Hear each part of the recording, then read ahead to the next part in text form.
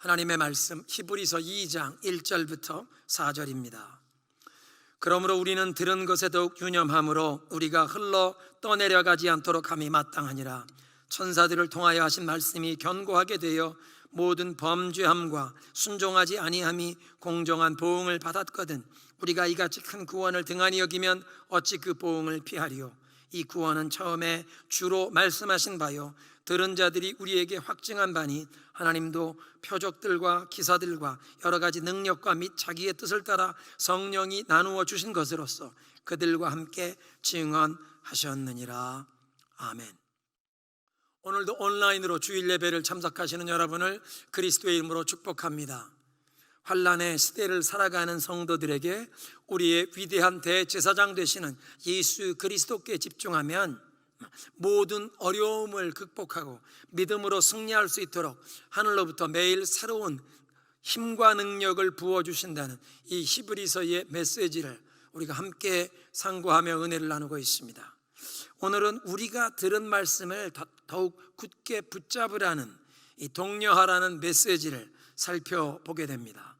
영어 성경에 보면 We must pay the most careful attention. 우리가 들은 것에 가장 주의 깊은 관심을 쏟아야 한다, 그렇게 번역했습니다. 히브리서 전체에는 5번의 이 경고의 메시지가 나오는데 오늘 본문이 그 첫 번째 경고로서 들은 것을 가장 주의 깊은 관심을 쏟고 굳게 붙잡으라는 그런 메시지입니다. 우리가 무엇을 들었기에 이렇게 가장 주의 깊은 관심을 쏟고 굳게 붙잡으라고 하시나? 우리의 들은 것에 더욱 유념하라. 복음의 메시지를 들은 것을 말씀하는 것입니다. 하나님께서 이 모든 날의 마지막 때인 이 종말의 시대에 그 아들을 통해 말씀하셨는데 하나님의 그 최종 계시를 우리가 들었다고 히브리서 1장에서 가르치셨습니다. 하나님의 크신 사랑과 그 은혜를, 우리를 구원하시고자 하시는 하나님의 뜻과 계획을 하나님의 아들 예수 그리스도께서 계시하셨다. 우리의 눈으로 볼 수 없는 하나님이 어떤 분이신지 우리에게 알려주시고자, 그 하나님의 사랑과 자비를 보여주시고자 예수님께서 사람의 몸을 입고 오시는 성육신을 하셨고, 또 십자가에 못 박혀 죽으시면서 우리의 모든 죄를 대속하셨고, 부활 승리를 통해서 죄와 사망 권세를 꺾으셨음을 선포하셨다는 것입니다. 고린도전서 1장은 그래서 예수 그리스도의 이 십자가의 복음이 세상 사람들, 멸망하는 사람들에게는 어리석고 미련하게 보이는 거침돌이지만 하나님의 부르심을 받은 우리, 그래서 하나님의 아들을 믿어 구원을 이루는 우리에게는 하나님의 능력이요 하나님의 지혜가 된다고 말씀하십니다. 이 하나님의 능력이요 지혜이신 예수 그리스도의 그 십자가의 복음, 그것을 우리가 들었다는 것입니다. 그러면 우리가 들은 이 십자가의 복음을 굳게 붙잡아야 할 이유는 무엇인가? 1절에 보니까 우리가 들은 것을 더욱 유념함으로 관심을 집중하고 굳게 붙잡아서 우리가 흘러 떠내려가지 아니함이 마땅하도다. 새번역 성경은 들은 바를 굳게 간직하여 잘못된 길로 빠져드는 것이 없도록 해야 한다고 그렇게 말씀하십니다. 그러니까 우리가 들은 이 십자가의 복음을 굳게 붙잡지 않으면 잘못된 길로 빠져들게 되는, 이 흘러 떠내려갈 위험이 있다는 사실을 깨우치시는 것입니다. 여기서 이 흘러 떠내려간다는 표현은 배가 강이나 바다에 닷을 내려두지 않으면 물이 흐르는 대로 배가 움직여서 흘러 떠내려간다는 이미지를 얘기하는 것입니다. 넓은 바다로 흘러 떠내려가서 방향을 잃고 표류하게 되는 그런 위험에 빠지든지, 또는 강물에 흘러 떠내려가는데 하류에 폭포가 있어서 생사가 달린 큰 위험에 빠질 수 있는 그런 상황을 연상시키시면서 지금 히브리서를 받는 독자들이 경험하는 그 어려움, 환난 때문에 믿음을 떠나면 이렇게 큰 어려움에, 위험에 처하게 된다는 것을 경고하는 것입니다. 우리 중 그 누구도 나는 흘러 떠내려갈 위험에 염려할 필요가 없다, 나는 절대로 흘러 떠내려가지 아니할 것이라고 장담할 수 있는 사람은 아무도 없습니다. 베드로의 예를 보십시오. 예수님의 수제자로서 다른 사람들은 다 주님을 버리고 떠날지라도 나는 목숨을 바쳐서라도 끝까지 주님과 함께 하겠다고 호언장담을 했지만 예수님을 모른다고 3번씩이나 부인하지 아니했습니까? 구약의 선지자들을 대표하는 인물로 꼽히는 엘리야의 경우를 보십시오. 예수님께서 변화산상에서 영광된 모습으로 변화하셨을 때 예수님의 좌우편에 나타났던 구약시대를 대표하는 2명의 인물이 모세와 엘리야였는데, 율법서를 기록했던 모세 그리고 모든 선지자들을 대표하는 인물로 엘리야가 그 변화산상에서 예수님 곁에 등장한 것으로 우리는 이해할 수 있습니다. 그러니까 엘리야는 구약시대의 그 모든 선지자들을 대표하는 사람이요 가장 위대한 선지자라고 인정을 받은 것입니다.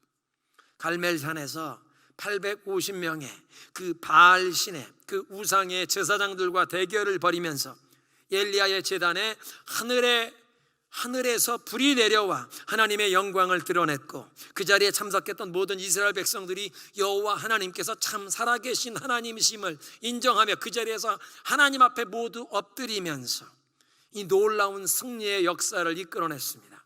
백성들을 명하여 그 바알의 제사장 850명을 기손 시냇가로 끌고 내려가 처단토록 했습니다. 3년간 가물었던 땅에 비를 주시기를 간구할 때 하나님께서 하늘을 열고 비를 내려주셨습니다. 그 빛 속에 갈멜산에서 겨울궁이 있었던 이스라엘로 돌아가는 그 아합 왕의 병거를 앞질러 달려갔습니다. 약 26km의 거리, 16마일의 거리를 빛 속에 왕의 병거를 앞질러 달려가는 놀라운 하나님의 능력이 그 엘리야에게 임했다는 것입니다. 그런데 왕궁으로 돌아간 아합 왕이 그날 일어났던 그 모든 일들을 그 아내 이세벨 왕후에게 전달했는데, 그 이세벨 왕후는 바알 신과 아세라 신을 섬기는 그 우상 숭배를 적극 지지해왔던 왕후였습니다. 그리고 그 왕후가 엘리야에게 협박하는 전가를 보냅니다. 네가 죽인 850명의 그 바알의 선지자들처럼 내가 내일 이맘때까지 너를 죽이지 않으면 신들이 나에게 벌 위에 벌을 내릴지어다. 엘리야를 죽이겠다는 왕후 이세벨의 위협을 전해들은 엘리야 선지자는 두려움에 사로잡혀서 즉석에서 도주하는데, 북왕국인 이스라엘을 떠나서 남왕국 유다의 그 최남단 광야로 들어가는 초입에 위치한 부엘세바까지 내려갑니다.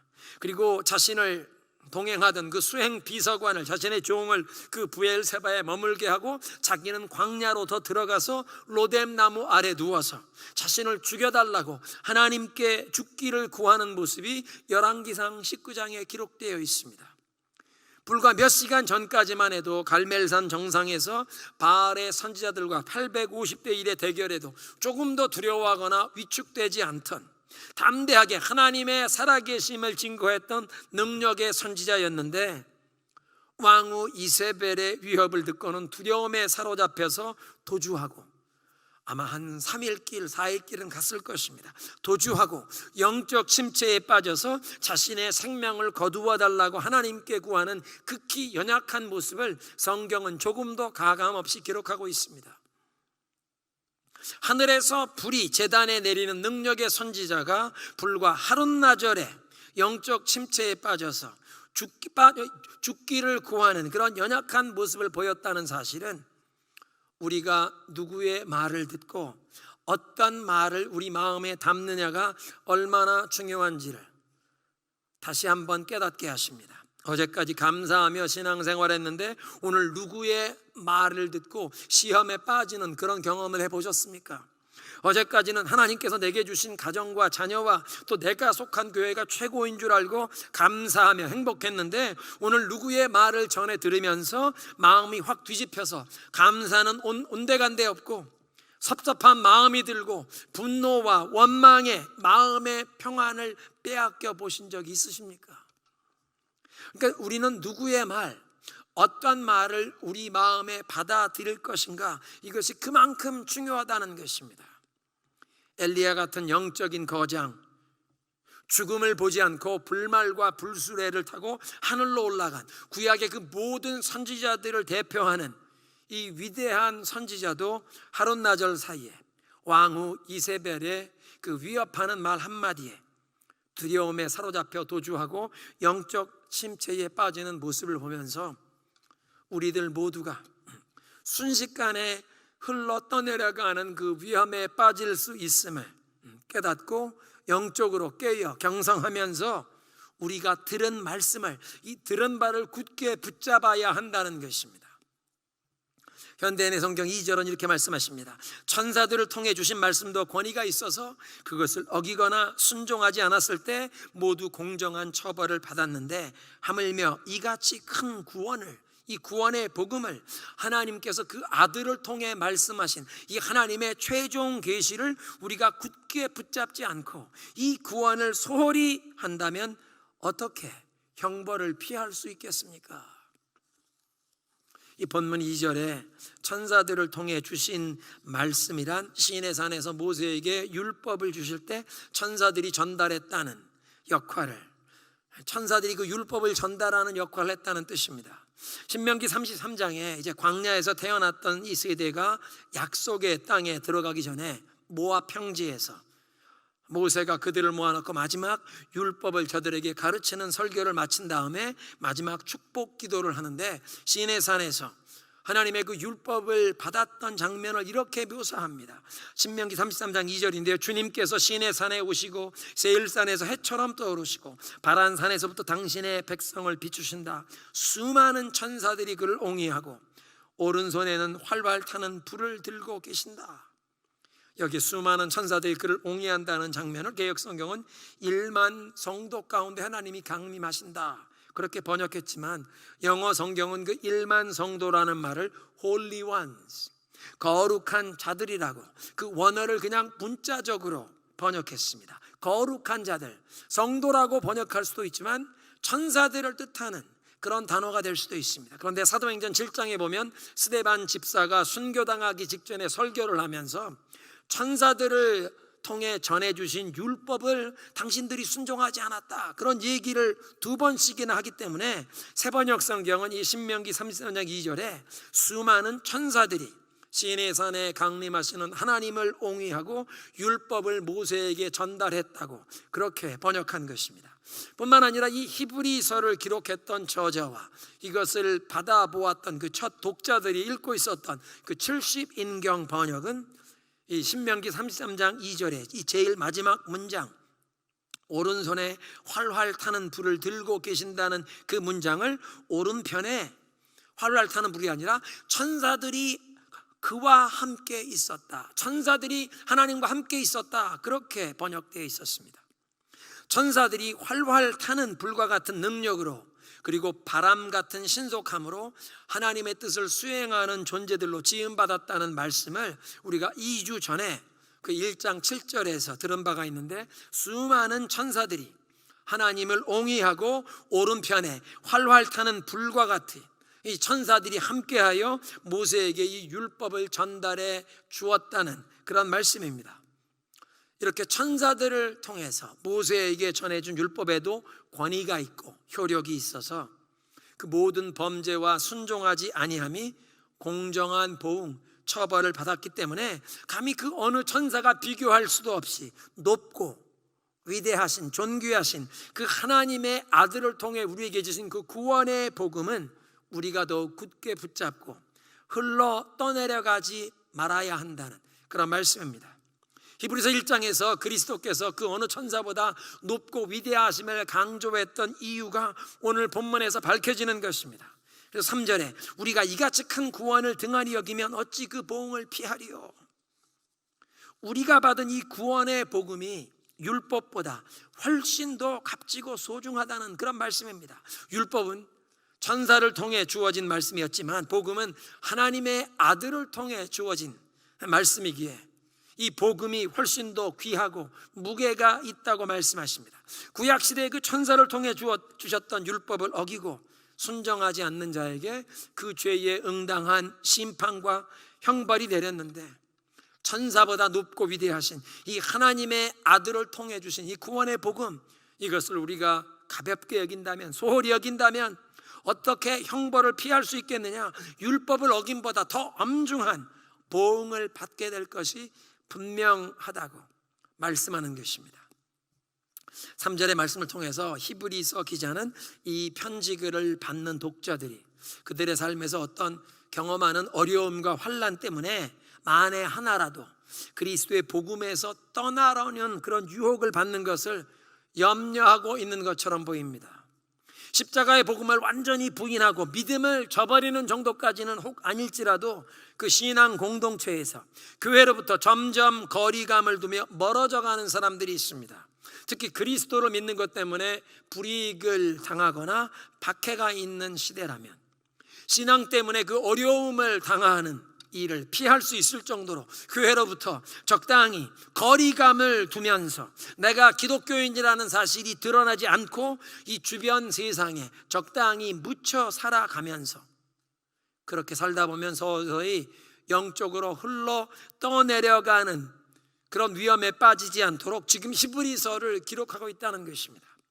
그래서 성도들에게 우리가 받은 이 구원의 복음이 얼마나 위대하고 소중한 것인지, 그래서 우리가 값지게 여기며 굳게 붙잡아야 하는지를 지금 깨우치는 것입니다.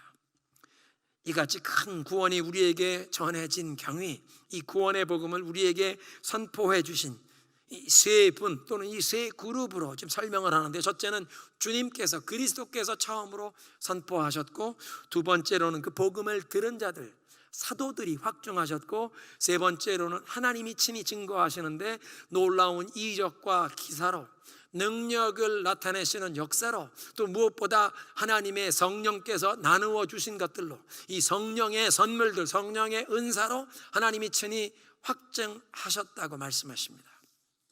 첫째로 그리스도께서 처음에 이 구원의 복음을 선포하신 것을 살펴보겠습니다. 구약시대의 선지자들은 구원자가, 메시아가 오실 것을 예언했는데 그 선지자들의 예언과 약속이 그리스도의 오심을 통해서 성취가 되었습니다. 마가복음 1장 14절 이후에 보면 세례 요한이 잡힌 후에, 세례 요한이 헤롯 왕에게 잡혀서 투옥된 이후에 예수님께서 갈릴리에 내려가셔서 하나님의 복음을 전파하시는데, 때가 찼고 하나님의 나라가 가까이 왔으니 회개하고 복음을 믿으라 외치셨습니다.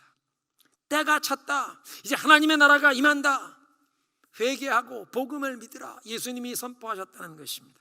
누가복음 4장 16절 이하에 있는 말씀 보면 예수님께서 자라나셨던 고향 동네 그 나사렛으로 가셔서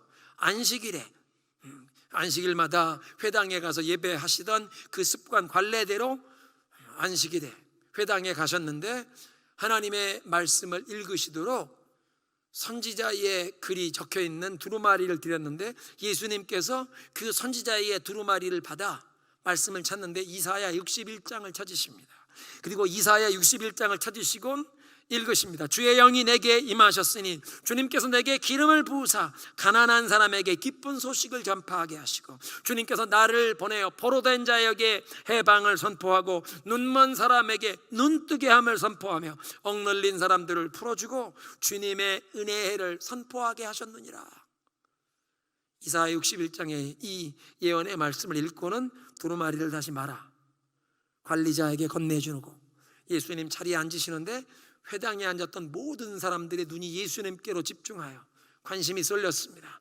예수님께서 입술을 열어 말씀하시는데, 이 이사야 선지자의 예언의 말씀이 오늘 여러분들 귀에 듣는 이 오늘 이 순간 이 말씀의 약속이 성취되었느니라. 예수님께서는 그 이사야 61장에 약속하셨던 하나님의 기름 부으심을 받는 메시아, 그 구원자가 행할 그 예언의, 구원자가 행할 그 사명을 예언하신 말씀을 오늘 이루어졌다고 선언하시면서 당신이 바로 하나님이 약속하셨던 그 구원자 메시아이심을 그 자리에서 밝히신 것입니다.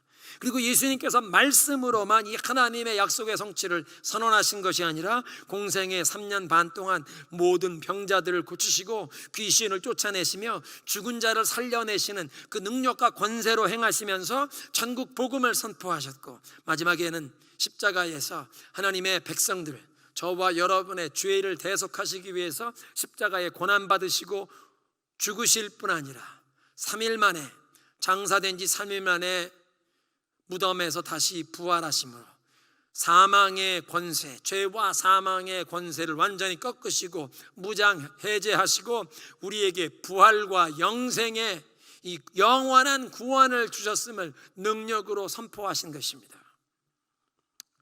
그래서 그리스도께서 이 구원의 복음을 처음 선포하셨다. 두 번째로, 들은 자들이 우리에게 확증했다는 이 말은 사도들을 뜻하는 말씀인데, 예수님께서 처음 선포하시는 이 구원의 복음을 친히 듣고 예수님께서 행하시는 그 모든 능력과 권세의 이적을 친히 목격했던, 그리고 특별히 십자가 순환 후에 부활하신 주님을 직접 만났던 사도들이 이 귀중한 구원의 복음을 확증했다는 것입니다.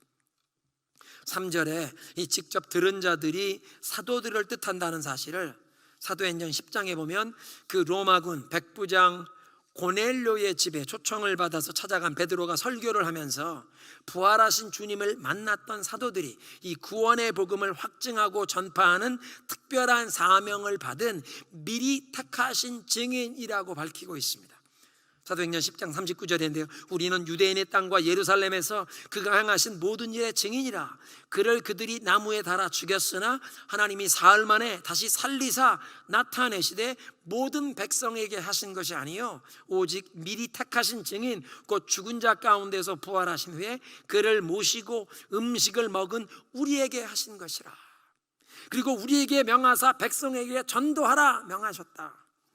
그러니까 부활하신 주님을 만나 함께 음식을 먹은 사도들이 주님께서 미리 택하신 증인들이고, 그들에게 예수 그리스도의 부활의 증인이 되어 이 구원의 복음을 확증하게 하시고 널리 전도하라고 명하셨다는 것입니다. 본문 3절은 히브리서의 이 기자가 예수님을 직접 만났다거나 주께서 구원의 복음을 선포하실 때 현장에서 직접 들은 경험이 없는 인물이라는 사실을 암시합니다. 사도 바울만 해도 자신이 부활하신 예수님을 그 다메섹으로 가던 길에서 직접 만나보았고 친히 주님의 음성을 들었으며 주님께서 자신을 이방인을 위한 사도로 세워주셨다고 항상 확고하게 밝혔습니다.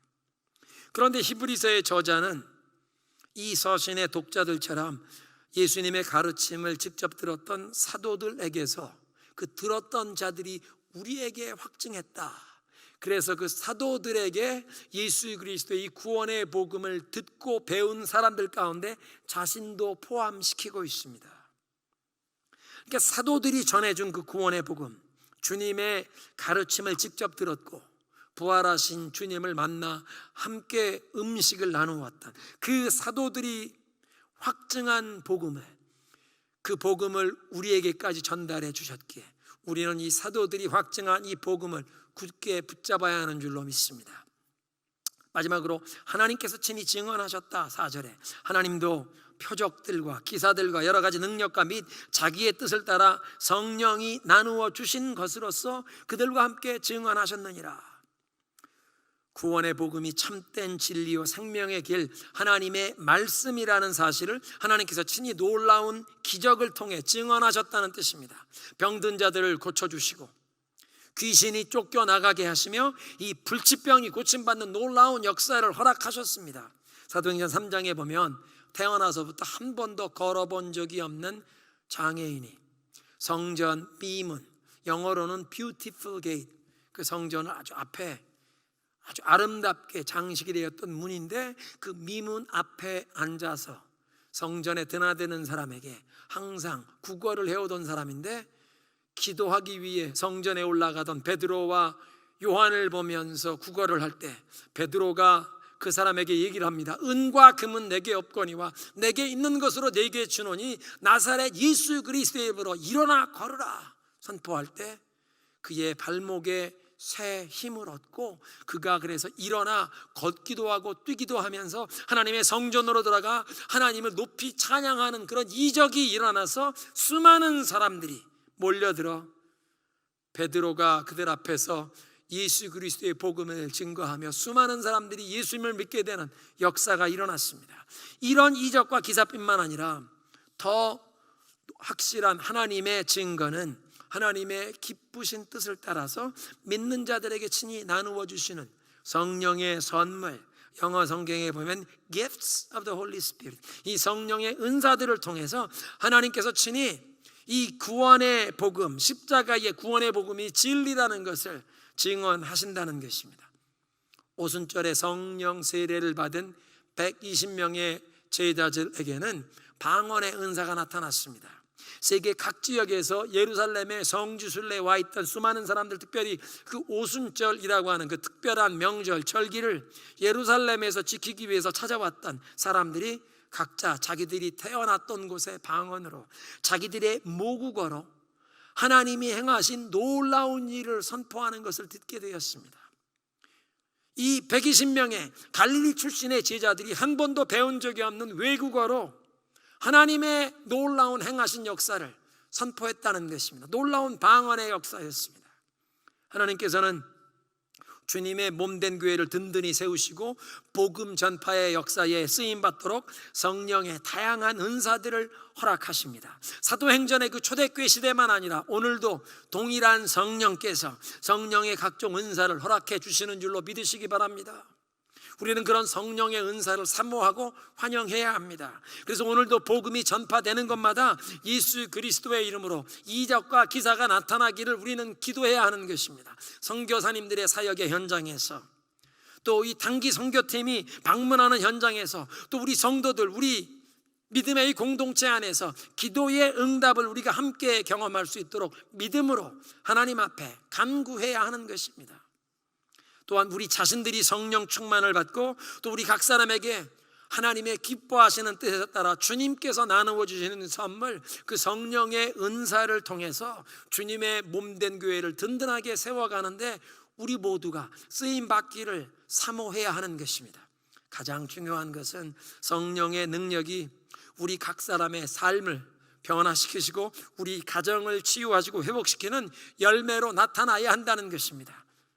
오 성령님, 내가 예수 그리스도를 닮아갈 수 있도록 나를 인도하시고 나를 변화시켜 주옵소서.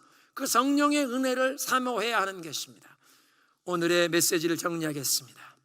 이 모든 날의 마지막 때에, 이 종말의 시대에 하나님께서 그 아들 예수 그리스도를 통하여 말씀하시는 최종 계시를 주셨는데, 그 십자가의 복음, 구원의 복음을 우리가 굳게 붙잡아야 한다는 것입니다. 왜냐하면 우리는 흘러 떠내려갈 위험이 있다는 것입니다. 베드로의 그 실패와 엘리야 선지자가 두려움과 영적 침체에 빠졌던 예를 거울로 삼아서 우리는 겸손히 영적으로 깨어있기를 사모하며 어떤 말을 우리가 듣고 어떤 말을 우리 마음에 담을 것인가 주의하면서 이미 받은 주님의 말씀, 이 복음을 굳게 붙잡아야 한다는 것입니다. 율법은 불과 같은 능력으로 행하는 천사들을 통해 주어졌다고 말씀하십니다. 그런데 그렇게 천사들을 통해 주어졌던 그 율법을 어기고 불순종해도 그에 응하는 보응이 있고 형벌을 받았는데, 이 놀라운 구원의 복음, 하나님의 아들이 전해주신 구원의 복음을 우리가 소홀히 한다면 더 엄청난 보응을 받게 된다고 하십니다. 그러니까 어떤 어려움이나 환난을 경험할지라도 우리가 주님을, 복음을, 믿음의 공동체를 떠나지 말라. 적당히 거리를 두려고 하다가는 흘러 떠내려간다. 이 놀라운 소중한 구원의 복음, 그리스도께서 처음 선포하셨고 그리스도의 이 구원의 복음을 친히 듣고 예수님을 만났던 사도들이 확증해 주셨고, 그리고 하나님께서도 친히 이적과 기사로 성령의 은사들로 오늘도 증언하신다는 것입니다. 그래서 우리는 오늘도 그 성령의 능력과 은사가, 이적과 기사가 복음이 증거되는 곳마다 나타나게 하옵소서. 선교사님들뿐만 아니라 하나님, 우리들의 삶, 우리 공동체 가운데도 이 성령의 능력과 은혜가 나타나게 하시고 기도의 응답을 경험케 하옵소서. 성령의 능력으로 내가 변화받고 우리 가정이 치유함받고 회복되는 역사를, 주님, 내가 예수님을 닮아갈 수 있도록 성령이여 나를 인도하시고 변화시켜 주옵소서. 이 시간 우리 함께 기도하겠습니다. 구원의 복음을 더욱 굳게 붙잡기를 원합니다. 흘러 떠내려가지 않게 하옵소서. 겸손히 영적으로 깨어 들은 이 복음의 메시지를, 십자가의 복음을 붙잡게 하옵소서. 어떤 환난과 어려움 중에도 주님을, 이 복음을, 믿음의 공동체를 떠나는 것이 아니라 흘러 떠내려가지 않고 십자가의 복음을 굳게 붙잡을 수 있도록 성령이여 나에게 능력과 은혜를 부어 주옵소서. 성령이여 오늘도 나의 삶에, 우리 가정에, 우리 교회에, 이 믿음의 공동체에 기도의 응답을 경험하게 하시고 이적과 기사가 나타나게 하시고 성령의 무엇보다 나를 변화시켜 주시고 우리 가정의 치유와 회복의 역사를 허락해 주옵소서. 함께 기도하십니다.